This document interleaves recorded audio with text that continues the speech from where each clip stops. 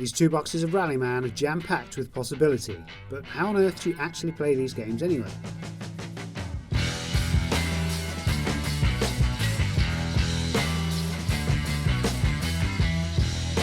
Hopefully you're familiar with all the basic rules to modern Rallyman in the form of GT and Dirt. If you aren't, there's a video just like this one that goes over them all, which you should watch beforehand, because in this video we assume that you know all of the basics and want to get stuck into all of the advanced rules that these games offer. Officially, at least, for there are an awful lot more ideas from the community that are well worth your time too. Once again, this video will take you through a generic game of Rallyman from start to finish, exploring the rules as and when you're likely to encounter them during your races. You can chuck all of these rules into your Rallyman events, or you can pick and choose which you like the sound of. Personally, some of these rules are absolute must-haves, and others I often find myself forgetting about as options entirely, but that's just me. Let's get right back to the table for race number 2.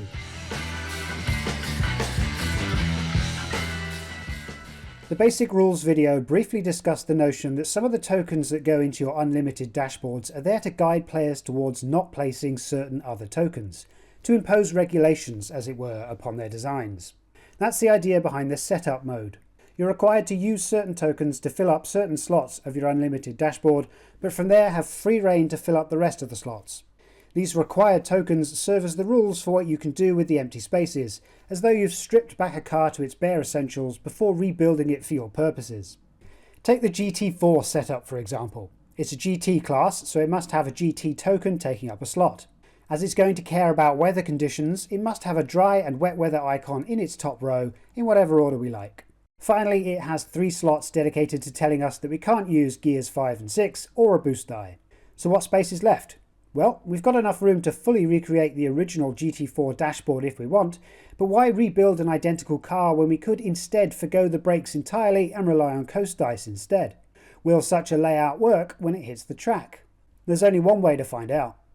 Each car class from both GT and Dirt have their own setup modes for you to use as a basis for a new car, and of course nothing is stopping you from coming up with your own setup restrictions for whatever events you want to run your unlimited dashboards in. If you don't have unlimited dashboards at hand, your car class might have a set of soft tyres available for both on-track and off-road events, giving you another option to try out. These soft tyres start out by providing you with a loss of control limit of 4 hazards per turn, but these tyres degrade at the end of each turn, eventually leaving you with a loss of control limit of just 2 hazards before you crash. There are 2 kinds of soft tyres, one for GT and the other for Dirt, but both function nearly identically. In GT you need to grab a soft tyre dashboard and the stack of 3 soft tyre tokens in your colour. Each side of these tokens is labelled from T1 to T6, so turn 1 to turn 6. Stack them on the top right of your dashboard such that T1 is face up on the top and T6 is face down on the bottom. On turn 1 your loss of control limit is that of the T1 token, 4 hazards, but when you've finished your turn, flip the token over to show your T2 limit, which is also 4 hazards. Every turn you flip over a token, revealing a gradually decreasing loss of control limit until, after turn 6, you're left with just the 2 hazards printed on your dashboard. When we say every turn, we mean every turn. Even if you're recovering from a crash and did nothing but rejoin the track in gear 0, you still took a turn and so your tyres still degrade. Think of it as the crash having put a flat spot on them, compromising their usefulness. You'll have to pit to get a replacement set, and whenever you do pit for a change of tyres, you can swap an old set of softs for a new set of softs, and if you do, you get to rebuild that soft tyre token stack and start again on T1. Remember when we said every turn means every turn? It wasn't very long ago, and it was a little bit of a lie. If your race becomes wet at any point, your soft tyres temporarily stop aging so long as they remain in the wet. Move your soft tyre tokens aside for the moment, remembering which turn number they were on, and flip your dashboard to its wet weather side. And now you'll use the printed loss of control limit for every turn until it's a dry race again, at which point you'll flip the dashboard back over and return the stack of soft tyre tokens to the state that they were left in. As in, they do not reset back to turn 1. Confusingly perhaps, some printings of soft tyre dashboards contain a dashed box telling you where to put your soft tyre tokens, but as you technically do not ever put them on the wet weather side of your dashboard, any instances of this box on that side of the dashboard is a touch misleading. In Dirt, your soft tyres don't need to worry about the weather at all and simply count their age, again degrading at the end of every turn. Whichever surfaces are affected by this degradation will share a loss of control box and a soft tyre stack. No matter which surface you drive over, your soft tyres will age at the end of every turn. You'll get the most out of them on their preferred surface, but if you compare soft tyres with the standard tyres, you'll also get some additional benefits on other surfaces, even after your tyres have started to wear down, making the choice of which tyres to take all the more interesting. Like GT, making use of an assistance tile can give you a fresh set of soft tyres, allowing you to rebuild the stack back up to T1, but a spare tyre card does nothing for them. Remember, all a spare tyre card does is repair a coast eye damage. Before getting this race started, we'll quickly discuss the rarest dashboard of them all, the R5 Classic. It represents how the cars of the original Rallyman games behaved before the radical invention of brake dice, and as such they have their own rule, the double downshift. With these cars you can place a gear die down into a space that has a value too lower than your current speed, but if this die rolls a hazard you immediately lose control and crash. You can perform multiple double downshifts in the same turn, up to your dashboard limit, but you cannot use multiple downshifts in the same space.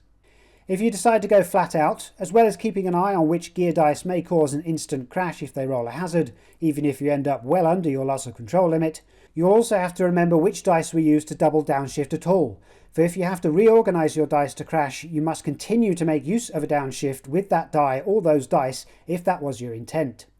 You can't decide that, actually, it would be better for you if you used the dice normally instead. The inverse is also true, so you can't decide to double downshift while reorganising your dice to crash if you didn't intend to do so originally. The R5 Classic comes with its own set of classic Gear 5 time cards, which show 10 seconds instead of 15, again to recreate the timing of the original Rallyman games.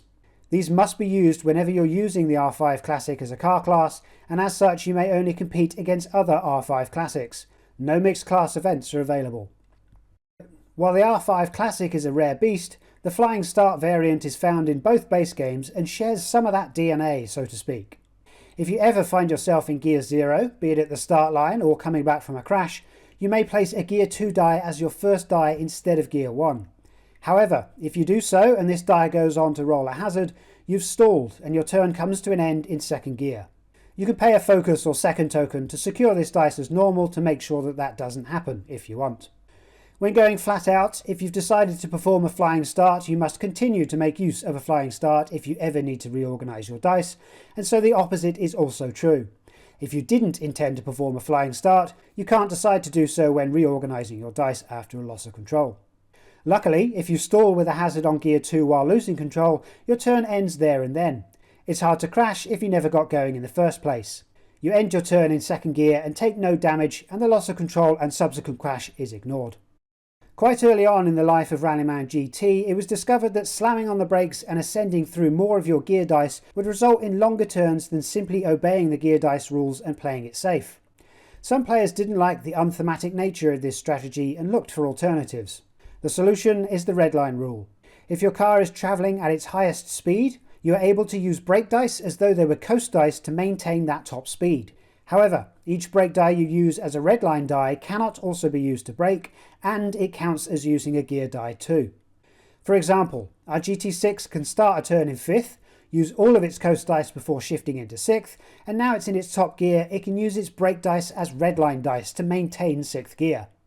While we could place as many as 4 Redline dice, as we have a maximum of 6 gear dice for the turn and we have only used 2 of them, our dashboard only provides 3 brake dice to begin with. When we start to get a little damage then, we'll have to think harder about when to brake and when to Redline with reduced dice pool limits.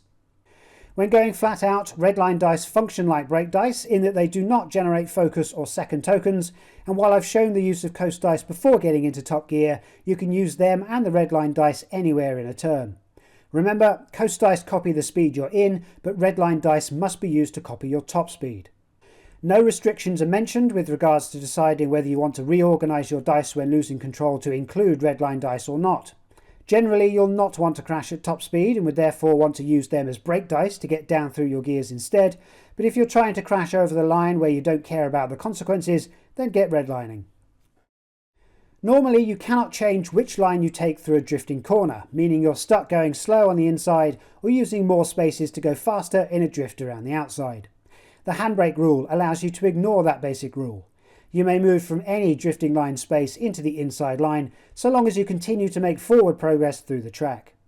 So, for example, the first drifting space is always going to have a front edge that is further back than the inside lane space, and so you can move from the first drifting space to the next inside line space. But the last drifting line space of a corner will always be equally as far down the track as the last inside line space, and so you cannot handbrake from that last drifting space. You can only move from the outside to the inside with a handbrake, and must of course obey the relevant speed limits on each space that you make use of. Rules are meant to be pushed to the limits, aren't they? That might be the line of defence from players who make use of the full contact rules to push and shove their competitors around, at the cost of potentially taking some damage in the process. Highly recommended for use in Rallycross events, the full contact rules can themselves be split into a set of rules that describe the mechanics of pushing and a set of rules that describe the consequences of doing so. Let's start with a simple push. If you're directly behind another car, you may push that car forward one space and enter the space that they were in, so long as you can equal or exceed their speed in that space as though you were overtaking them, as well as obey all other relevant rules such as speed limits. The pushed car cannot move diagonally and must therefore have a space to move into that isn't already occupied, and they must also be able to be in that space at the correct speed should another car be imposing an overtaking speed limit on the space, for example. What if the space ahead has the option to be entered as a slide space? In this situation, the pushed car cannot choose to make use of the slide space and must enter it as though it was a standard space instead, their car pointing forward. If, however, they were already sideways on a sliding space when you pushed them, they can continue to slide and you must start to slide behind them. Sliding spaces are found before and after corners, so what happens when you push a car onto a corner? Here, the pushed car can decide how they tackle the corner, be it a drift around the outside or a trip through the inside. The pushed car needs to decide how they'll enter the corner during dice placement, because their decision may have an impact over the rest of the pushing player's turn regarding what they can and can't do with their remaining dice. Like sliding, if a car is already in a drift or on the inside, you can continue to push them into the next space, but you must do so in the same manner. If they were drifting, you must push them in a drift. You can push a car out of a corner, at which point they choose which connected space they want to enter, remembering that they do not have the option to slide, should that otherwise have been possible. You can push a car out of a shortcut so that you can take it, but you can't push a car into a shortcut. You can push a car into a water splash or onto a jump, but they're not going to be launched into the air as a result. We'll get to see what happens soon enough. Finally, you can push a car only once per turn, unless that car is still blocking you after being pushed. A car in a slide or drift naturally blocks movement through a corner, so you can keep pushing such a car if you want until it gets to the other side and finally allows you to pass. But you're free to push multiple cars per turn if you really need to shake things up. When it comes to planning a turn involving pushing, it helps to keep the gear marker next to the original space of the pushed car and move the car itself to wherever its final position would be, assuming the turn was successful. Going flat out and reorganising dice may of course mean a change in how cars were or were not pushed, so don't move anything for certain until the turn is definitely complete. In fact, going flat out and crashing before reaching a space where all of this pushing and shoving was to take place will of course result in no pushing or shoving at all. Do remember that when thinking about the next few rules as well. It's hard to cause all of this carnage if you never reach the space that it was supposed to happen in the first place. Now, all of that pushing and shoving should come with consequences, and it does in the form of impact damage. When pushing another car, both players draw a number of damage tokens equal to the difference in their speeds. Push them 1 gear higher, you both draw 1 damage token. 2 gears higher and you both draw 2 damage tokens. Simple. You'll very quickly learn that it's probably a bad idea to drive at full speed into a slow-moving car. But damage isn't the only problem to deal with. If full contact rules are in use, each player will have 3 danger tokens of their colour to use as a reminder that they have already taken a hazard for their next turn before it is even started. Why might you have taken a danger token then? Because you were pushed into an awkward position, of course. If you're pushed into a space with a speed limit, you will apply a number of danger tokens to your next turn according to the difference in your speed and that of the speed limit. If the speed limit is 2 and you're in 4th gear when you were pushed onto that space, your dice placement might need to be a lot safer than you originally had in mind because a crash is a lot closer than you think. Let's imagine you were instead pushed into the same space from 5th gear. The difference is all 3 of your danger tokens, and so the next turn starts with you already having 3 hazards to count against your loss of control limit, and as we know, a loss of control limit of 3 is the norm, so you'll probably have immediately crashed before your turn even got going. You don't just get danger tokens from being pushed into spaces with speed limits though. Being pushed onto the likes of water splashes and jumps will also see you adding one danger token to your next turn, as you suddenly have to deal with being in a space that you didn't think you'd be in. However, you do not suffer any of the normal effects of that space, so for the purposes of the rules on your next turn, you're in a standard space with nothing printed on it at all. These danger tokens are taken alongside any impact damage from a difference in speed, remember, so your ideal turn might not be possible at all by the time turn order comes back around to you, if your opponents are particularly argy-bargy. The full contact rules cover the bulk of the pushing and the shoving, but there are different situations that you might face that require similar rules, including the need to push through. If the entire width of the track is blocked by more than one car, then you can temporarily share a space with another car by pushing through. To do so, you must enter that space in a higher gear than any other car at that distance, and must then draw a number of damage tokens equal to the difference in your speed with that of the slowest car that was blocking you. Additionally, everyone else will draw damage tokens equal to the difference between their speed and your speed, so you're going to make a few people somewhat unhappy as a result of your desperate attempt to push through them all. If you've still got dice to place, you can keep planning a route beyond that blockage, but if not, remember that only two cars can share a single space. It's a desperate move to try and pull off, but remember that any damage taken only takes effect on the next turn, so you might want to risk it. While you can use these full contact and pushing through rules in events outside of their Rallycross origins, you might want to make use of the early form of these rules instead, shunting. Each player will need 2 danger tokens of their colour, but this time players will give them out to their targets, and so will be limited on what they can do each turn based on how many of their danger tokens they still possess.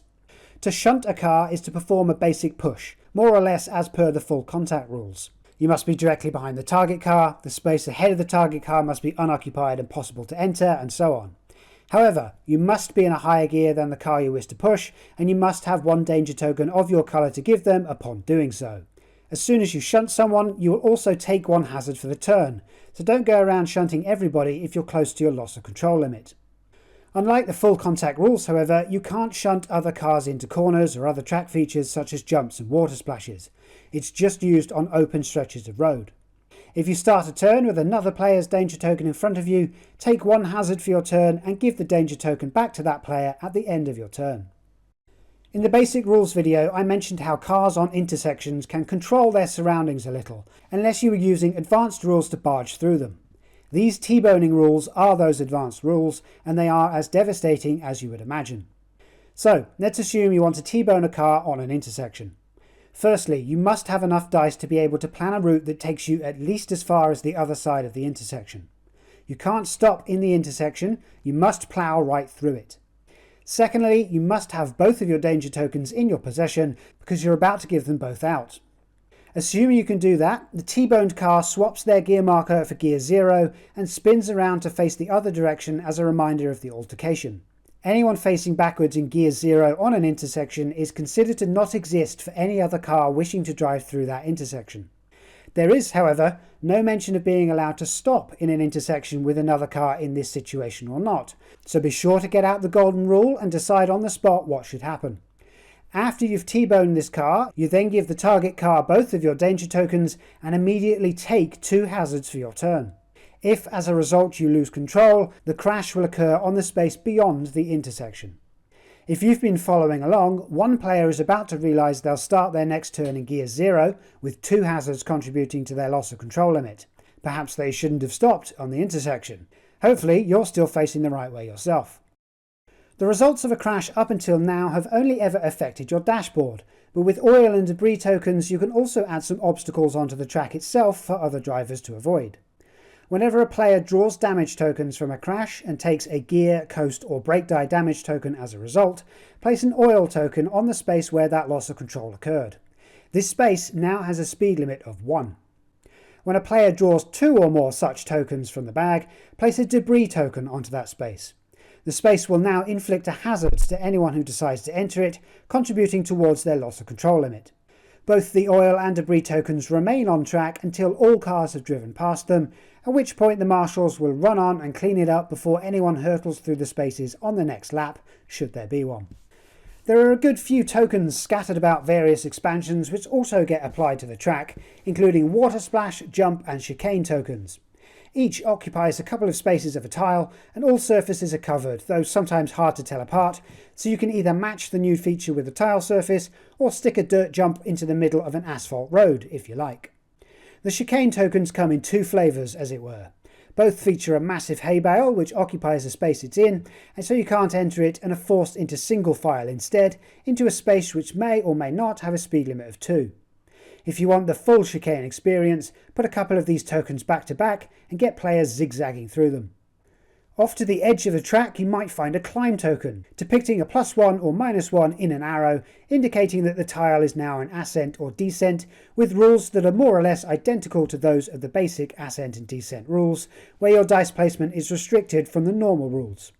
You can now convert any kind of tile you want into a challenging ascent or descent. That means you can now have corner spaces in the middle of ascents or descents, and so the rules have to get expanded a little to cover such a possibility.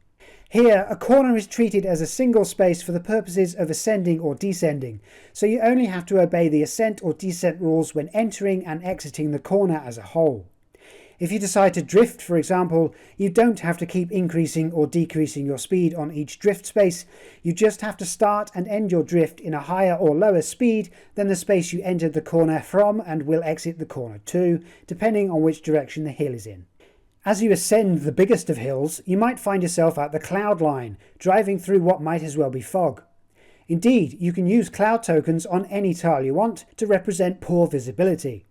Each turn where you use at least one space of a tile with a cloud token on it, you will add one hazard to that turn, which may of course result in an immediate crash should you equal or exceed your loss of control limit as a result of not being able to see the road ahead. If you manage to punch through this cloud layer, the very peak of the climb may be so high that the oxygen content of the air is reduced, and as such your car's combustion engine is less efficient at all the combusting it has to do. There are 3 oxygen tokens representing the loss of 1, 2 or 3 coast ice. On a tile which has an oxygen token, your coast die limit is temporarily reduced by this amount. On a -1 oxygen tile, it'll be like driving with damage. On a -3 oxygen tile, it'll be like driving without coast ice at all. As soon as you leave an affected tile though, you can make use of whatever coast ice you have left as normal. And remember, all these references to coast ice continue to also mean leader dice. Rally cars have dashboards that contain information for a load of surfaces, but no such information regarding the state of the weather. There is just no mechanic to represent the differences of dry or wet rallying, or there wasn't until the weather variant was introduced. Here you'll need weather tokens for the damage bag, and whenever one gets drawn for any reason, be it a crash or a shortcut, look for the lead car. All of the snow and asphalt tyres that are ahead of the tile that the lead car is on gets flipped to their opposite side and the stage is rebuilt with new surfaces. If you pull another weather token at a later point, perform this all over again, flipping whichever snow and asphalt tyres are ahead of the lead car. Why only snow and asphalt tiles then? I don't have the answer there. I suspect it's simply because snow is a weather phenomenon, and so it's easy to describe a change in weather between an asphalt tile and its snow equivalent. If you're using tiles from expansions outside of 110% or Monte Carlo, however, there will be instances of tiles that do not form the same shape if you flip them over, depending on how you've constructed the stage. So, long story short, check the weather situation before you head out. While we're talking about strange tiles, let's quickly address instances of spaces that are split across 2 tiles, as is the case with the Championship and World Tour expansions. Here the space you are in is considered to have a danger level of the tile with the worst danger level, and the edge of the tile does not denote the front edge of the space as it would on a regular tile, which means that constructing tracks that look like this is a big no-no. The tiny icon on the edge of the tiles is an indicator of which tile edges it can connect to. Complete the circle and you've got it right. That's all the advanced rules for your dice and the dangers that they may face, but we've got a few more rules to cover and you're going to want to pay attention to the next couple. First up, improvisation. Believe it or not, Rallyman is not a programming game. You plan your route, yes, but you're not locked into it, or you're certainly not locked into it when you allow improvisation. Whenever rolling one by one, the basic rules state that you assess your route space by space and can stop and end your turn whenever you like, preferably before crashing, obviously. With improvisation, however, you are allowed to change your planned route on the fly as a result of seeing what the dice have done. So long as you don't reuse dice that you've already rolled, your altered route can look like whatever you want. Take this example, descending through the gears from 5 to 2. It's a simple turn, but it's not the fastest, and if your first 2 dice roll hazards, maybe you'll decide that actually you need to conserve your speed as best you can and try to tackle the corner on the next turn instead. Simply set gears 2 and 3 aside and put down a coast die instead. Hopefully it won't roll a hazard. Again, so long as you remember that every die that has been rolled is locked into place and cannot be changed, then you can improvise as much as you want until the end of your turn, so make the most of it. But even with improvisation, there is no guarantee that a turn will go to plan, and for that you need to channel the determination of the flying Finns, stubbornly refusing to accept anything other than success. You need SISU. Everyone starts the event with a SISU token, be it of their colour as in dirt, or a generic purple token as in GT. This is a one-time use token that you can discard to ignore any and all hazards you obtain during a turn, whether rolling one by one or flat out, and it can even be cashed in after you've seen the results of the dice roll. However, a SISU does not prevent a loss of control from you having broken a speed limit or crash landed from a jump, for example. But in the majority of situations, it's a great get-out-of-jail-free token that can keep you in the fight for first place. As I say, it's a one-time use token, but if you're feeling generous, that can mean once per stage instead of once per rally, or you can only give them to new players as an advantage over the experts. It's entirely up to you. There are just a couple of advanced rules left, both applicable to the rallying world, the first of which is the idea of one-shot rallies. If you've only got time to race over a single stage, perhaps because that stage is particularly long, then you don't have to impose the leader restriction on the first player if you want to balance things a little more, meaning everyone can compete on coast dice and will only have to pay attention to leader dice if their dashboard says that they must according to the surface type. In a real-world rally, drivers are required to check into time controls at a specific time, and being early or late, even by a few seconds, imposes a harsh penalty of at least 1 minute to your stage time. However, taking this penalty can affect a road order, allowing you to start the next stage with a more favourable position, so you might want to break the rules if it's for your benefit. Rallyman's interpretation of this is the checkpoint rule. At the end of each stage, players choose any number of 5-second tokens, where no tokens is a valid choice, before simultaneously revealing them and adding that much time to their current overall time. These altered overall times are then ranked before going into the next stage, where the player with the fastest overall time so far goes first. We've not talked much strategy in this video, if any, so let's address why you might want to do so. Imagine you're leading the rally by just a few seconds. You don't want to have to sweep the stage ahead with leader dice. You want to be right behind someone else and let them have riskier turns instead. If you gamble on 5 or 10 seconds, that might be just enough to drop down to second in turn order, and thus avoid the use of the dangerous leader dice. But if the player in second has the same idea as you, how many seconds do you think that they will give up to avoid going first as well? I wish I knew, but I don't. All I can really do for sure is inform you all of how these advanced rules work, so that you can apply them to your own games of Rallyman, and as I said way back when, some of these rules might as well be considered essential for your races, though that is just my opinion. However you play modern Rallyman, after watching this you're definitely ready to face whatever the tiles, the dice and your opponents put in front of you. All that's left to discover is the winning strategy for any given race. When you find out what that is, do let me know, as I've been searching for it for a number of years now.